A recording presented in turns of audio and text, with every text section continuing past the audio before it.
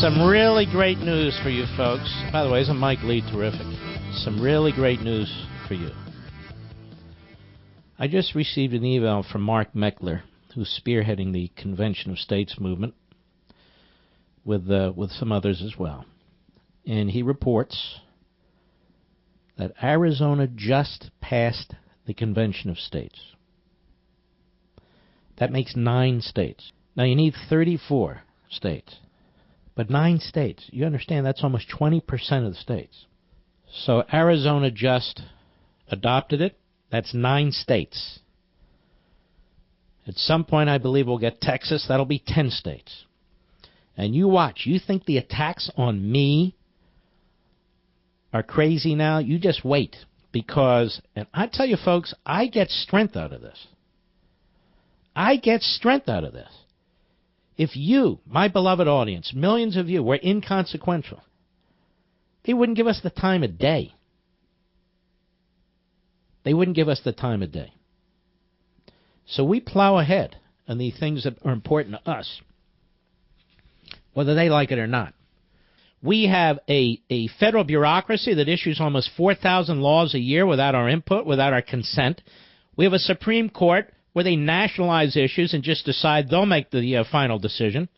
We have Congress that keeps playing with our health care system like it's Play-Doh, really almost no input from us, and people are wringing their hands. I'm worried about this, I'm worried about this.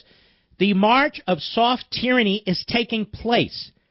The Constitution has been twisted into a pretzel. I refuse to defend what's going on and pretend that elect a few here and elect a few there, and these things will be reversed. Even when you elect a Ronald Reagan, even when you elect, if you like, Trump or this one or that one, they resist everything. All of a sudden, the courts that said the president has plenary power when it comes to immigration act like the president has no power. Why? Because the progressives are in these courts. Because the progressives are in the media. It's not a conspiracy, it's a reality. See, we lost in Arizona because of one man, Biggs, who's now a congressman. The president of the Senate would not allow a vote on the Senate floor. He was replaced after he went to Washington. But the people in Arizona didn't forget. The legislators, the state senators, they didn't forget. And the massive grassroots effort behind the Convention of States, our wonderful patriots, they haven't forgotten either. I'm telling you, if we can get this number close to 20, slightly over 20, then we'll get their attention. Maybe even before.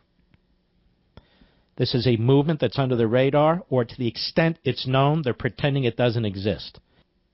We want independence. We want liberty. We want individualism, family, faith, limited central government, limited state government, a nation state with secure borders, a military that is prepared to do whatever it has to do to protect us and our allies.